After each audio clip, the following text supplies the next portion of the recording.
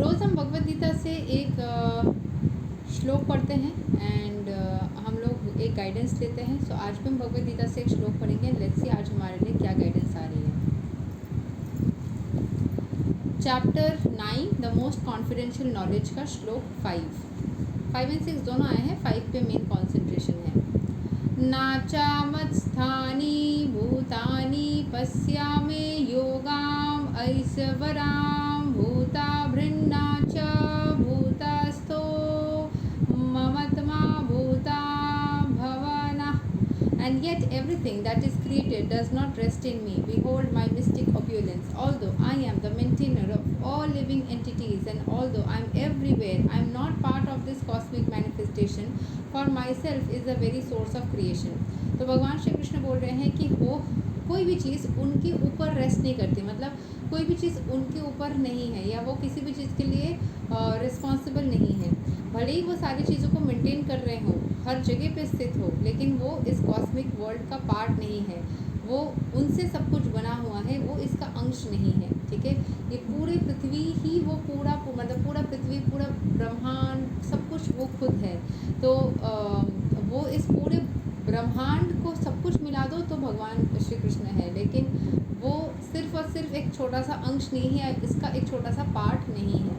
The Lord says that everything is resting on Him. Mat sthani sarva bhutani. This should not be misunderstood. The Lord is not directly concerned with the maintenance and sustenance of His material manifestation. मतलब उनको directly कोई फ़र्क नहीं पड़ता कि कोई चीज़ maintain करने का, वो हमारे ऊपर है। Sometimes we see a picture of Atlas holding the globe on his shoulders. It seems to be very tired, holding his great earthly planet. Such an image should not be entertained in connection with Krishna's upholding this created universe. He says that although everything is resting on him, he is aloof. मतलब वो सब जगह पे होके भी, सब कुछ उनके ऊपर अंदर होके भी वो नहीं है, मतलब वो डायरेक्टली किसी भी चीज़ से कनेक्टेड नहीं है। The planetary systems are floating in space and this space is the energy of Supreme Lord. But he is different from space, he is differently situated. Therefore the Lord says, although they are situated on my inconceivable energy as the Supreme Personality of Godhead, I am aloof from them. भले ही सब कुछ चीज़ें उनसे connected है, उनमें ही है, but वो सबसे डिस्कनेक्टेड है। This is the inconceivable opulence of the Lord. In the Nirukti Vedic dictionary it is said, युज्यते नेना Durga तेसु करिगेसु. The Supreme Lord is performing inconceivably wonderful pastimes, displaying His energy. His person is full of different potent energies and His determination is itself actual fact. In this way, the personality of Godhead is to be understood. We may think of doing something, but there are so many impediments, and sometimes it is not possible to do as we like. But when Krishna wants to do something simply by his willing, everything is performed so perfectly that one cannot imagine how it is being done. The Lord explains this fact. Although he is the maintainer and sustainer of the entire material manifestation, he does not touch this material manifestation. जैसे जज है, जज क्या करते हैं, हर एक चीज़ को maintain करते हैं, बट वो कभी भी किसी भी चीज़ से डायरेक्टली रिस्पॉन्सिबल नहीं है, या फिर कोई भी किसी को सज़ा मिल रहा है या नहीं मिल रहा है, इससे जज को कोई फ़र्क नहीं पड़ता। ठीक वैसे ही simply by his supreme will everything is created, everything is sustain and everything is maintain. सिर्फ उनकी इच्छा से सब कुछ बन भी रहा है, सब कुछ मेंटेन है, सब कुछ सस्टेन कर रहा है, एंड एवरीथिंग इज़ एनिहिलेटेड, सब कुछ नष्ट भी हो रहा है. There is no difference between his mind and himself. अपने उनके दिमाग और उनके खुद के भीतर कोई डिफरेंस नहीं है. As there is a difference between ourselves and our present material mind, because he is absolute spirit. वो absolute spirit है, तो उनके केस में कोई डिफरेंस नहीं है. Simultaneously, the Lord is present in everything. Yet the common man cannot understand how he is also present personally. He is different from the material manifestation. Yet everything is resting on him. This is explained here as Yogam Aiswaram, the mystic power of the Supreme Personality of Godhead. वो एक magician जैसे हैं, सब कुछ में है लेकिन है भी नहीं. और अब जैसे मान लो कि एक सॉफ्टवेयर चला दिया हो जिसमें उनकी मल्टीपल प्रेजेंस दिखाया जा रहा है. जैसे फॉर एग्जांपल अगर मैं ऑनलाइन एक लाइव वीडियो कर रही हूँ, ठीक है, ऑनलाइन लाइव वीडियो कर रही हूँ, तो जितने भी लोग इस लाइव वीडियो के साथ इंटरनेट के ज़रिए कनेक्टेड है, तो वो सब अपने अपने फ़ोन में मुझे देख पाएंगे कि नहीं. जितने मैं अगर एक लाइव वीडियो शूट कर रही हूँ और जितने भी लोग इंटरनेट के ज़रिए उस लाइव वीडियो से कनेक्टेड है, क्या वो सारे लोग मुझे अपने फ़ोन में देख पाएंगे? मेरा आवाज़ अपने घर में सुन पाएंगे? यस और नो? कर पाएंगे कि नहीं? कमेंट करके लिखना यस। तो कर पाएंगे, इसका मतलब क्या मैं सबके घर में ही प्रेजेंट हूँ? अगर मेरा आवाज़ तुम लोग सभी कोई एक ही टाइम पे अपने घर में सुन रहे हो, क्या मैं सबके घर में गई हूँ? No, right? सो ऐसे ही एक साइकोलॉजी है, ऐसे ही एक पावर पोटेंशियल जो इंटरनेट सिस्टम को हमने बनाया है, ये भगवान श्री कृष्ण के अंदर नेचुरली है, तो या ईश्वर के अंदर नेचुरली होता है।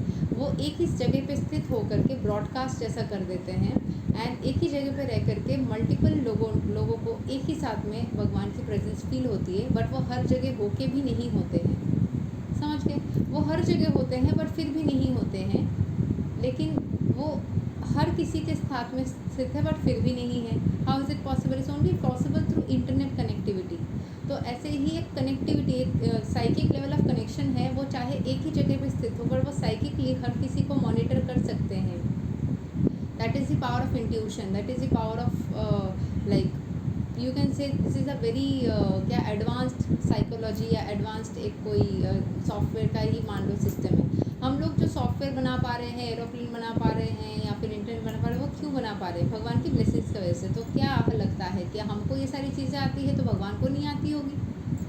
तो उनकी भी ऐसी कोई एडवांस्ड टेक्निक है जिससे कि वो हर जगह पे होते हैं बट फिर भी नहीं होते। Just sits at one place and just broadcast his connection to every individual at the same time. मान लो सभी कोई उनको एक ही साथ में एक ही टाइम पे कनेक्ट कर पा रहे हैं इसी तरीके से, उनकी एनर्जीज़ की रिफ्लेक्शन से, उनकी क्या बोलते हैं ना, सोल से कनेक्ट करके। ठीक है, सो वो हर जगह होते हैं बट इज़ नॉट रिस्पॉन्सिबल। अभी मैं अगर कोई ऐसे वीडियो बना रही हूँ उसमें मैं जो भी बता रही हूँ, ये तुम लोग सुन रहे हो कि नहीं सुन रहे हो, क्या वो am I responsible for that? तुम लोग उसको सुनोगे, मेरी बातों को तुम लोग सुनोगे नहीं सुनोगे, मानोगे नहीं मानोगे, ये तुम्हारे ऊपर है। सेम वे में भगवान हम लोगों को गाइडेंस देते हैं, हमें ब्लेसिंग्स देते हैं, हमें सही रास्ता दिखाते हैं, फिर हम उनके रास्ते को चलेंगे नहीं चलेंगे वो हमारे ऊपर होता है। वहीं पे आ जाता है कर्म, हमारे ऊपर होता है, हम करेंगे कि नहीं करेंगे उस हिसाब से हमें फल मिलेगा। सो इट्स नेवर कि भगवान खुद से कुछ चाहते हैं या तभी हमारे साथ होता है। भगवान के ऊपर जो समर्पित होते हैं, अगर कोई पर्टिकुलर क्लाइंट मुझे बोलेगा कि दी तुमको ही सब कुछ करके देना पड़ेगा, I am completely into you, तो मेरे ऊपर एक एक्स्ट्रा रिस्पॉन्सिबिलिटी आ गया। अच्छा, फिर भी मैं उसको बोलूँगी तुमको फिर भी ये चीज़ अपने से करना होगा, मैं सब कुछ तो नहीं कर सकती बट मैं तुमको एक्स्ट्रा सपोर्ट दूँगी। तो भगवान भी आपको एक्स्ट्रा सपोर्ट देंगे बट कुछ ना कुछ आपको फिर भी करना पड़ेगा। हाँ, आप गलत रास्ते जाओगे ना, हमने सरेंडर करके रखा है कि मैं अपने से दिमाग नहीं लगाने वाला हूँ, अगर कुछ गलत है तो आप बता देना, मैं सुन लूँगा या सुन लूँगी। तो भगवान वैसे ही आपको गाइड करेंगे, जस्ट लाइक अ गुरु और अ गाइड। ठीक है, बट करना फिर भी आपको है। आप ऐसे ज़िंदगी के साथ रिलेट कर करके देखना, समझना इजी हो जाएगा कि भगवान खुद से सब कुछ नहीं करते हैं, अच्छा बुरा जो भी है। इसके बाद वाला श्लोक का मैं सिर्फ मीनिंग पढ़ देती हूँ। Understand that as the mighty wind blowing everywhere rests always in the sky, all created beings rest in me. तो भगवान बोल रहे हैं जैसे विंड के अंदर हर एक हवा बह रहा है उस स्काई के, इसमें सारी चीज़ें हवा के अंदर स्थित है, वैसे ही भगवान हर जगह पे स्थित है और उनसे हर कोई कनेक्टेड है। ठीक है, सो इसको मैं डिटेल में जाके नहीं एक्सप्लेन करूँ क्योंकि यही वाला काफ़ी डिटेल हो गया है, 7-8 मिनट 8 मिनट इसी का हो रहा है। सो